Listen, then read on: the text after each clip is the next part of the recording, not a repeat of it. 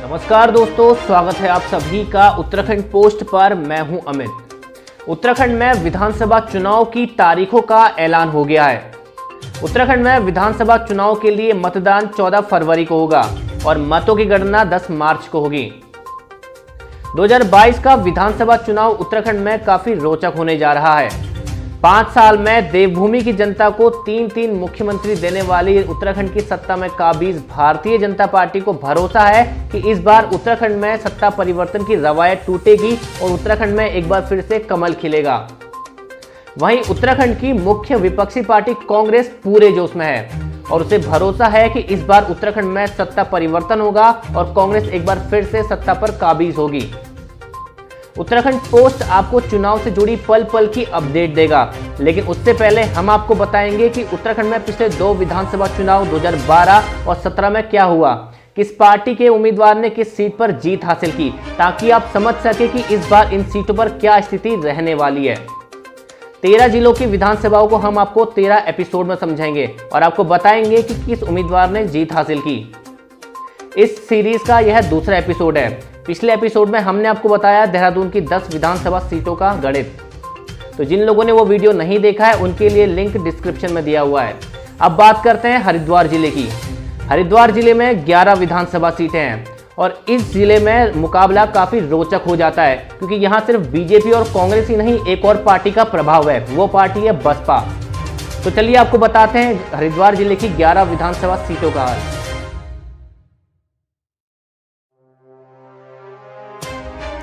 हरिद्वार जिले में 11 सीटें आती हैं। ये सीटें हैं हरिद्वार विधानसभा, भेल रानीपुर विधानसभा, ज्वालापुर विधानसभा, भगवानपुर विधानसभा, झबरेड़ा विधानसभा, पिरान कलियर विधानसभा, रुड़की विधानसभा, खानपुर विधानसभा, मंगलौर विधानसभा, लक्सर विधानसभा, हरिद्वार ग्रामीण विधानसभा। सबसे पहले करते हैं हरिद्वार विधानसभा सीट की बात। 2012 में यहां बीजेपी के मदन कौशिक ने कांग्रेस के सतपाल ब्रह्मचारी को 8,620 वोटों से हराया था। -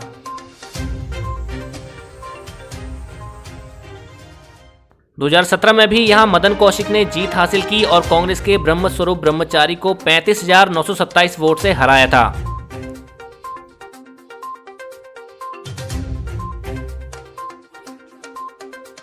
अब बात करते हैं भेल रानीपुर विधानसभा सीट की। 2012 में यहां बीजेपी के आदेश चौहान ने निर्दलीय अम्बरीश कुमार को 6,611 वोटों से मात दी थी। 2017 में अम्बरीश कुमार ने कांग्रेस का दामन थामा, लेकिन बीजेपी के आदेश चौहान ने उन्हें 22,240 वोटों से मात दी थी।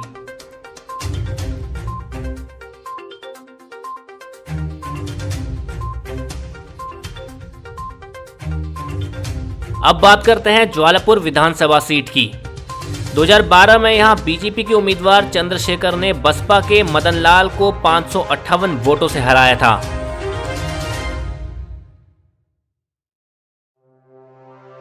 2017 में बीजेपी ने सुरेश राठौड़ को मैदान में उतारा और उन्होंने कांग्रेस के एसपी सिंह को 4,788 वोट से हराया था।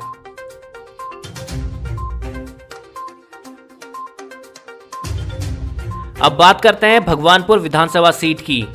इस सीट पर बसपा का प्रभाव काफी ज्यादा रहा है। 2012 में बसपा ने सुरेंद्र राकेश को मैदान में उतारा और उन्होंने कांग्रेस के सत्यपाल सिंह को 6,781 वोटों से हराया था। सुरेंद्र राकेश के निधन के बाद 2017 के चुनाव में कांग्रेस ने उनकी पत्नी ममता राकेश को टिकट दिया, तो बीजेपी ने उनके भाई सुबोध राकेश को टिकट दिया। देवर भाभी के बीच मुकाबला काफी रोचक रहा और ममता राकेश ने सुबोध राकेश को 2,513 वोटों से हराया था।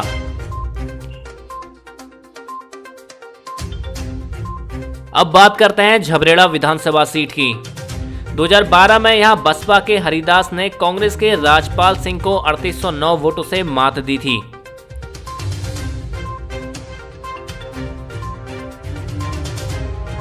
लेकिन 2017 के विधानसभा चुनाव में यहां बड़ा उलटफेर हुआ और बीजेपी के देशराज कर्णवाल ने कांग्रेस के राजपाल सिंह को 2,253 वोटों से मात दी।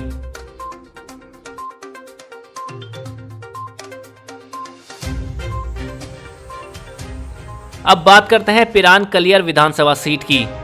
2012 में यहां कांग्रेस के उम्मीदवार फुरकान अहमद ने बसपा के शहजाद को 1944 वोटों से हराया था।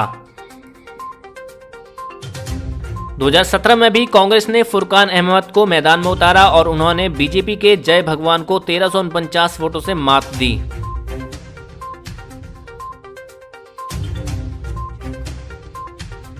अब बात करते हैं रुड़की विधानसभा सीट की। 2012 में रुड़की विधानसभा सीट पर कांग्रेस के प्रत्याशी प्रदीप बत्रा ने बीजेपी के सुरेश चंद्र जैन को 801 वोट से हराया था। लेकिन 2017 में यहां बड़ा उलटफेर हुआ। प्रदीप बत्रा ने बीजेपी का दामन थाम लिया और सुरेश चंद्र जैन कांग्रेस का हाथ थामकर कांग्रेस में शामिल हो गए। इस बार भी जीते प्रदीप बत्रा ही, लेकिन सीट गई बीजेपी के खाते में और कांग्रेस को यहां हार का सामना करना पड़ा। अब बात करते हैं खानपुर विधानसभा सीट की। 2012 में यहां कांग्रेस के प्रत्याशी प्रणव चैंपियन ने बसपा के चौधरी कुलवीर सिंह को 2831 वोटों से हराया था।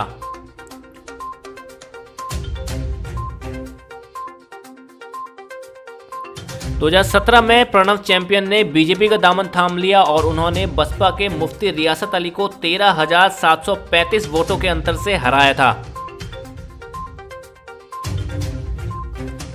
अब बात करते हैं मंगलौर विधानसभा सीट की। 2012 में यहां बीएसपी के शरवत करीम अंसारी ने कांग्रेस के काजी निजामुद्दीन को 698 वोटों से हराया था।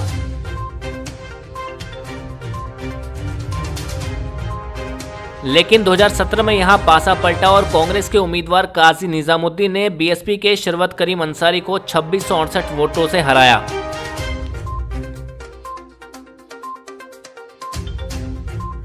अब बात करते हैं लक्सर विधानसभा सीट की। 2012 में यहां बीजेपी के उम्मीदवार संजय गुप्ता ने बीएसपी के हाजी तस्लीम अहमद को 10,394 वोटों से हराया था। 2017 के चुनाव में बीजेपी और कांग्रेस ने एक बार फिर से इन्हीं दो उम्मीदवारों पर अपना भरोसा जताया, लेकिन इस बार भी संजय गुप्ता ने हाजी तस्लीम अहमद को 1604 वोटों से हरा दिया।